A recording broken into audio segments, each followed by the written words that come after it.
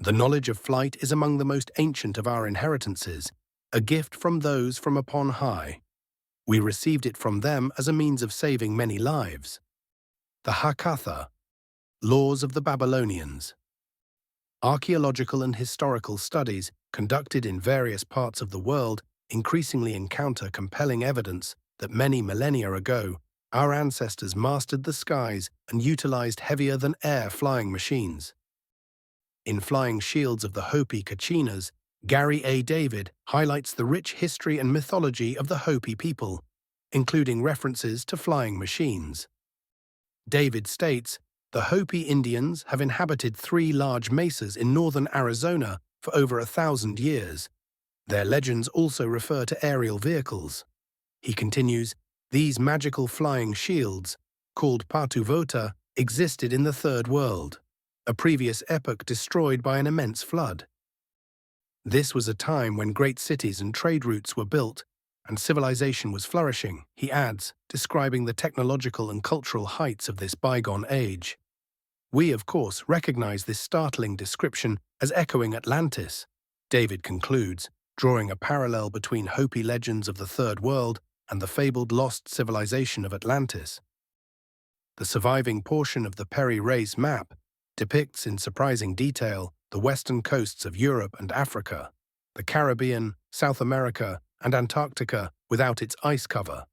What is most astonishing is that some topographical elements could only have been observed from the air. Researcher Bill Fink states, "In 1953, the map came into the possession of Arlington H. Mallory, an authority on ancient maps. To check out the accuracy of the map, he made a grid and transferred the Piri Reis map onto a globe. The map was totally accurate. Mallory stated that the only way to draw a map of such accuracy was through aerial surveying.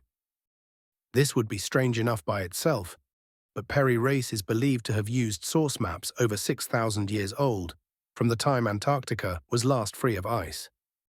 But who, 6,000 years ago, could have used airplanes to map the Earth?" Fink asks.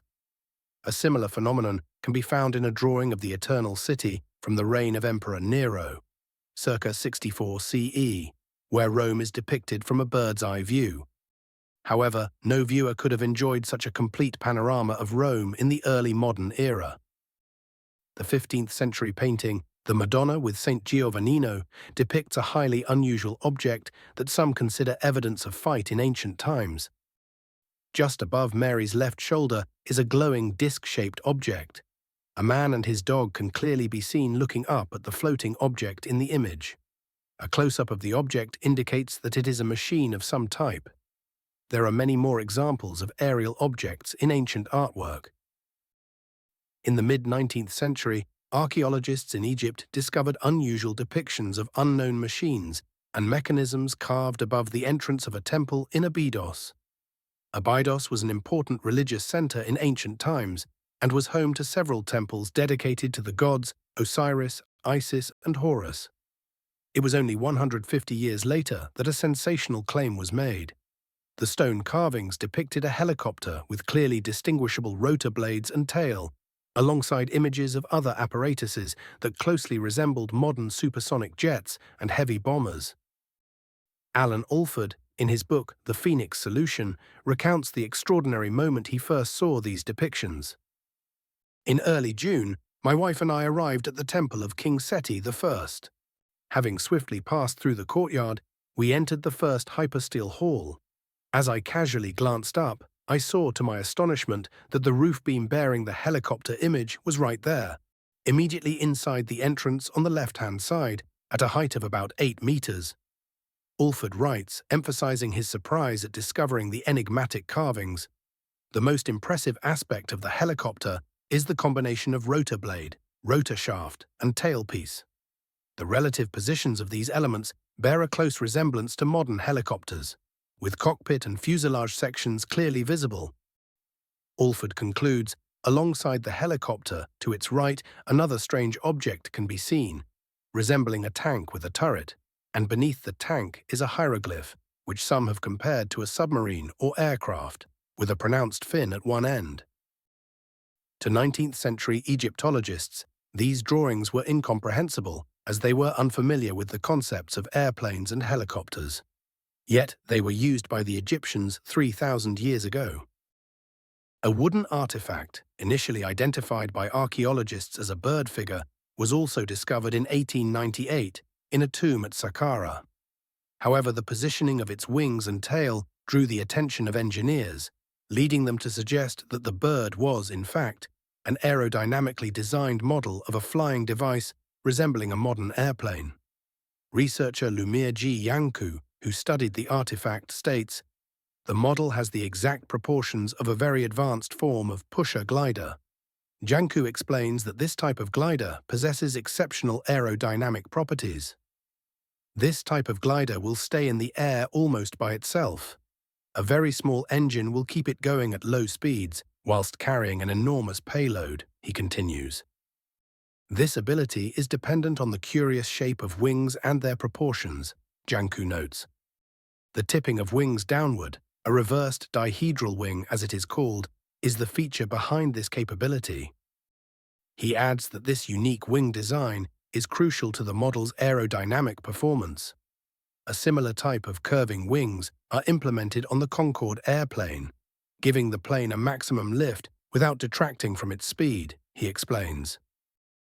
In that context, it seems rather incredible that someone, more than 2,000 years ago, devised a model of a flying device with such advanced features, requiring quite extensive knowledge of aerodynamics. Janku concludes, "We are told by archaeologists and historians there were no such things as airplanes in these times, yet this object challenges those views." Incidentally, laboratory tests demonstrated that the model could indeed fly and that its design fully conformed to the principles of aircraft construction. Another thing to note is that the Egyptians were well known for creating scale models of objects they intended to make. They may well have created large-scale versions of this glider, which have since been lost to the sands of the Sahara. From previous research, we identified a number of old and archaic expressions in the Unas pyramid texts that allude to flight, such as, "The pharaoh travels through the air and circles the earth. He possesses the knowledge to ascend into the heavens." Utterance 669 reads, "Wherewith can the king be made to fly up?" Although the following sentence is unreadable, the final sentence concludes, "You shall fly up and alight." This phrase suggests a direct reference to ascension and landing, hinting at flight capabilities. Utterance 310 adds another intriguing reference. "What ferryboat shall be delivered to you?" To this, the candidate answers, "Bring me." It flies and alights. The language implies the existence of a vehicle or device capable of both taking off and landing, an astonishing concept for such an ancient text. The journey of Osiris also contains remarkable descriptions. The sky thunders and the earth quakes when you rise. This dramatic imagery evokes powerful forces associated with his ascent. Additionally, there is mention of a flame, or more precisely, the blast of fire, described in close connection with flight. This detail suggests an energy or propulsion mechanism similar to modern concepts of thrust or jet propulsion. You may find all this incredible or even impossible, yet world folklore has preserved numerous symbols and images of flying devices: aerial chariots, flying ships, wooden eagles, flying carpets, and more. Interestingly, William Q. Judge, in Echoes of the Orient, states, "It will probably be found, in the course of time, that the often repeated statements of Helena P. Blavatsky that the ancients had all of our arts and mechanical devices were true. She asserted that they had flying machines.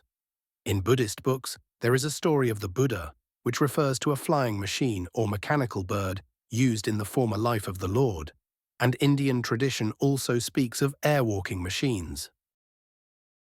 To date, 33 unique artifacts linked to ancient aviation have been discovered globally. Among them are the so-called Quimbaya artifacts. Colombian researcher Juan David Martinez writes, "The Quimbaya artifacts are a group of small gold pieces found in Colombia, South America, and crafted by the Quimbaya people. The overtly stylized gold objects measure between 2 inches and 3 inches, with each piece customized to a unique look," he continues. describing the intricate craftsmanship and individuality of each artifact. Researchers have classified them as depictions of lizards, butterflies, birds, and insects common to the area. Martinez notes. However, he adds, it's unmistakable that they also look like many of our modern-day flying machines, some complete with tail rudders and propellers, suggesting advanced knowledge of aviation. Martinez continues, the existence of so many similarities to modern-day airplanes supports the theory that someone in the very distant past knew the secrets of flight. With no means to create such a craft, the Quimbaya people made small replicas, Martinez concludes, proposing that the artifacts could represent scaled-down models of ancient flying machines, possibly inspired by knowledge passed down from an earlier, advanced civilization. Similar aviation-themed artifacts have been unearthed in Peru, Costa Rica, and Venezuela. While their designs vary, they all feature elements of airplane construction, such as horizontal and vertical stabilizers. Scientists, of course, dismiss the idea and suggest these objects might represent extinct creatures. However, Jeff Benner of the Ancient Hebrew Research Center states, Dr. Ivan Sanderson, a scientist from the United States, studied one object and said it looked too mechanical, like an airplane, to be a natural object. Sanderson also concluded that golden airplanes could not be associated with any known extinct or extant species on Earth. J.A. Ulrich, an expert on aircraft, also looked at the object and admitted that it closely resembled a Swedish Saab jet. Benner continues, emphasizing the resemblance to a modern aircraft. In 1994, 3 Germans, Algund Enboom, Peter Belting, and Konrad Lubbers, decided to create a scale model of the airplane, Benner explains. Their goal was to test the aerodynamic properties of the artifact. During their research, they found that the object was much more like a modern space shuttle or the supersonic Concorde than an insect, Benner notes, suggesting that the artifact's design went beyond mere artistic representation. The replica was completed in 1996 and was aerodynamically stable and flew, Benner states, confirming the artifact's functional design when scaled up. Another one was built with a jet engine added, and it also flew, Benner concludes, reinforcing the idea that the artifact's design embodied advanced aeronautical principles, seemingly far ahead of its time. So could these truly be models of ancient flying machines? Maybe. But if so, where could we have gotten this knowledge from?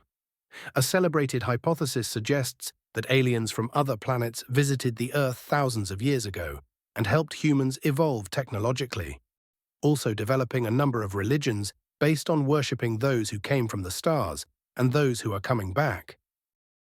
Renowned Egyptologist Bruce Rawls offered an intriguing hypothesis that categorically rejected the notion of interplanetary expeditions to Earth. According to him, the key lies with the ancient Egyptian priests.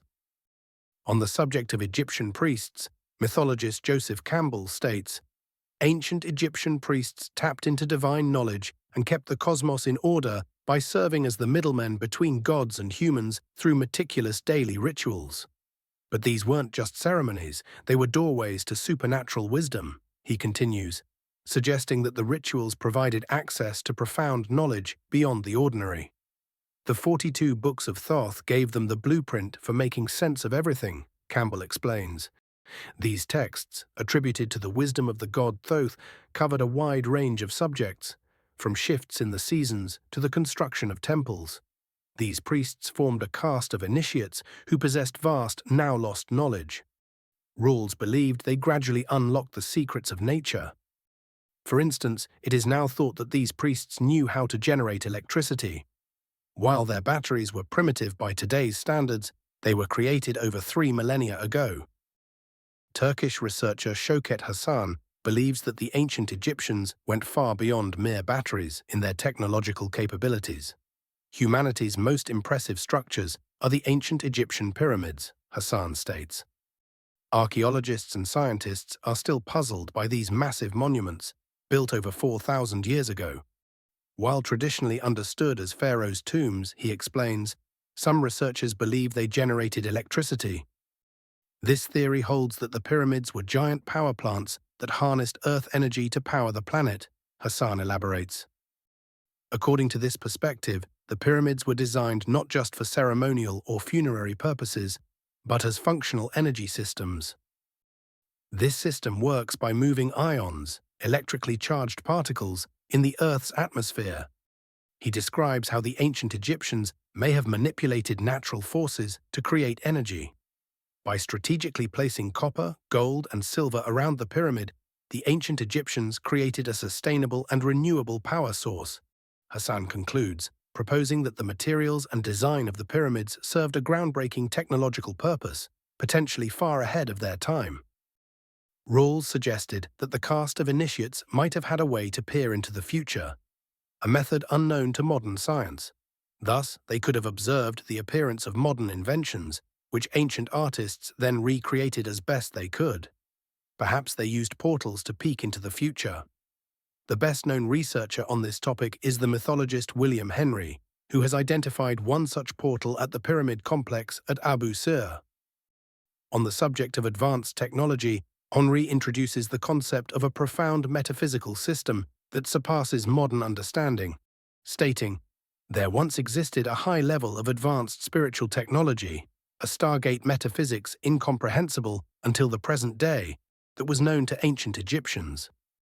The goal of this metaphysics," he continues, "is to transform humans into beings of light, preparatory to traveling through the stargates of the gods as star beings or light beings." Henri suggests that this spiritual technology was designed to facilitate a transformative journey to a higher plane of existence. This is the original revelation or secret wisdom of ancient Egypt we are meant to discover, he explains, emphasizing that uncovering this knowledge is key to understanding the true purpose of ancient Egyptian practices. It was this metaphysics that motivated the construction of the Great Pyramid and other sacred temples, as powerful human transfiguration or resurrection machines, he concludes, describing these structures as tools for spiritual transformation and ascension, integral to the Stargate metaphysics of ancient Egypt. Back on the subject of aviation knowledge, even today, fierce debates continue in academic circles. Some argue that the ancient Egyptians themselves had mastered the secrets of flight, possibly using advanced flying technologies that were later lost for unknown reasons. Like Egyptian civilization, ancient Indian culture holds similar mysteries. Ancient Indian manuscripts describe astonishing flying machines called Vimanas. The sage Maharshi Bharadwaja devoted 8 chapters of his manuscript to these wonders of aviation. His contribution is significant in the area of science and technology, and his texts have shown new approaches to aeronautical and rocket science even today. Thus, whilst everyone is convinced the Wright brothers were the pioneers of aviation, here is a book that proves India had knowledge of such vehicles thousands of years earlier. According to Bharadwaja, ancient India had 3 types of Vimanas, one for intercity travel, another for international flights, and a third for space exploration. These vehicles were equipped with powerful, undetectable weaponry and were nearly indestructible. Ancient Indian rulers used them in warfare, but where did these unique machines disappear to? Could most of them have been destroyed? In Wars of Gods and Men, Zechariah Sitchin states, "This is all described in several long Sumerian texts that describe a devastating war fought between the Anunnaki gods." Sitchin refers to ancient records that detail catastrophic conflicts among these powerful beings. The tale inscribed on the temple walls in the ancient Egyptian city of Edfu, Sitchin continues, is what could only be called the First Pyramid War, a war that had its roots in the never-ending struggle for control over Earth and its space facilities, and in the shenanigans of the great Anunnaki, especially Enki Ptah and his son Ra-Marduk. He ties the origins of this war to the political and territorial ambitions of the Anunnaki leaders. Sitchin further explains, "The final and most awesome war took place in the days of Abraham, the first Hebrew patriarch. It is recalled in the Bible as the upheavaling of Sodom and Gomorrah." He identifies this biblical event as a pivotal moment in Anunnaki history. It was then, in 2024 BC, that the Anunnaki used nuclear weapons to destroy the spaceport in the Sinai and deny to Marduk, alias Ra, supremacy on Earth. Sitchin asserts, the same weapons seem to have been used in India, as described so vividly in the Mahabharata. The Anunnaki left Earth shortly after, due to an enormous cloud of radiation which swept over these lands, he concludes, suggesting that the fallout from this war drove the Anunnaki to abandon Earth, leaving behind a legacy of destruction and myth. More specific technical descriptions of flying machines may exist in Atlantis accounts preserved in the secret archives of Rosicrucians, Illuminati, and Freemasons. Meanwhile, new theories about ancient aviation continue to surface. Through his studies, William Deitch concluded that Egypt was the birthplace of aviation, which then spread to India, Tibet, Mexico, China, Guatemala, and Turkey, regions with favorable air currents to sustain flight. Furthermore, he posits that Egyptian pharaoh Tutankhamun died 3,300 years ago in an air crash. The main evidence of such a stunning statement, according to Deitch, was a careful analysis of the mummies of the rulers of ancient Egypt. Deitch says, "It is interesting to note that many members of the royal family of ancient Egypt, including Tutankhamun, died with broken legs and multiple wounds, as though their death was the result of falling from a great height. Since flights were considered a divine thing in Egypt, they had the privilege of the royal family.